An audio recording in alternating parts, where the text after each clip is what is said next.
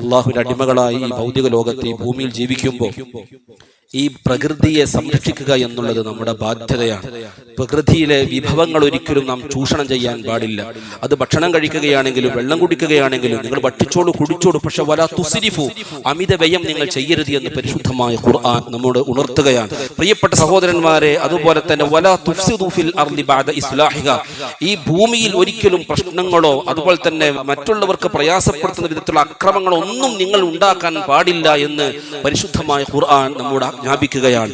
പ്രിയപ്പെട്ട സഹോദരന്മാരെ, പരിസ്ഥിതി ദിനവുമായി ബന്ധപ്പെട്ട് ഈ പ്രകൃതിയെ സംരക്ഷിക്കുമ്പോൾ ഏതെല്ലാം വിധത്തിൽ നമുക്ക് ഈ പ്രകൃതിയെ സംരക്ഷിക്കാൻ പറ്റും എന്നുള്ളതിനെ കുറിച്ച് ചിന്തിക്കുമ്പോൾ ഇവിടെ പ്രധാനമായും ചർച്ചയിൽ കടന്നു വരുന്നത് നല്ല കൃഷികൾ നടത്തേണ്ടതുണ്ട്, വൃക്ഷങ്ങൾ നട്ടുപിടിപ്പിക്കേണ്ടതുണ്ട്.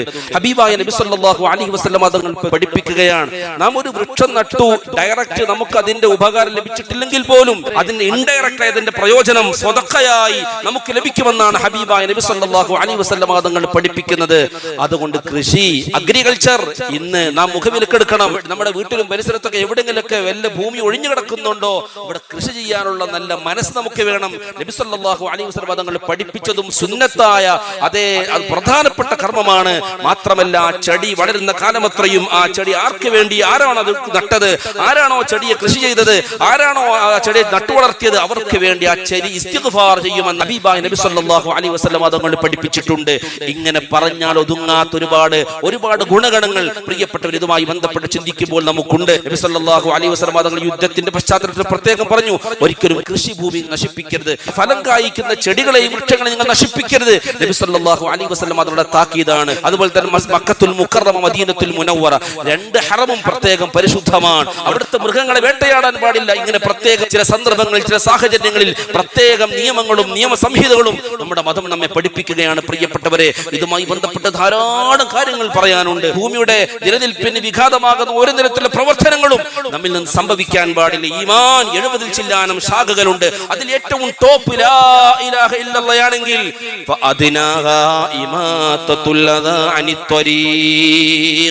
അതിൽ നിന്ന് ഏറ്റവും താഴെ ഗ്രേഡിലുള്ളത് വഴിയിലുള്ള പ്രയാസങ്ങളും പ്രതിസന്ധികളും നീക്കം ചെയ്യുക എന്നുള്ളതാണ്.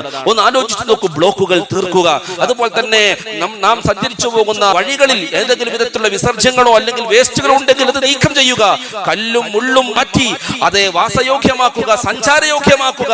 ഈ നിലക്ക് പരിസ്ഥിതിയും നമ്മുടെ ചുറ്റുവട്ടങ്ങളും വളരെ ക്ലീൻ ആയിരിക്കണം, വളരെ നീറ്റായിരിക്കണം എന്നാണ് ഇസ്ലാം നമ്മോട് ആവശ്യപ്പെടുന്നത്. അതുകൊണ്ട് നമ്മുടെ കുടുംബം, നമ്മുടെ പരിസരം, നമ്മുടെ വീട്, നമ്മുടെ വാഹനങ്ങൾ എല്ലാം വളരെ ക്ലീൻ ആയിരിക്കണം, നീറ്റായിരിക്കണം. അത്വഹൂർ ശത്രുൽ ഈമാൻ, ശുദ്ധി ഈമാനിന്റെ പ്രധാനപ്പെട്ട ഭാഗമാണെന്ന് നബി സല്ലല്ലാഹു അലൈഹി വസല്ലം തങ്ങൾ പറയുമ്പോൾ വിശദീകരിക്കാൻ ധാരാളമുണ്ട്. പ്രിയപ്പെട്ടവരെ, ബുദ്ധിയുള്ളവർക്ക് ഈ പറയപ്പെട്ട ആയത്തുകളും ഹദീസുകളും എമ്പാടുമാണല്ലോ. ഈ ദിനവുമായി ബന്ധപ്പെട്ട് പുതിയ പ്രതിജ്ഞകളെടുത്ത് കേവലം ലോക പരിസ്ഥിതി ദിനവുമായി ബന്ധപ്പെട്ട് ജൂൺ 5 മാത്രം ചെടി കുഴിച്ചിട്ടുകൊണ്ട് ഒന്നായില്ല.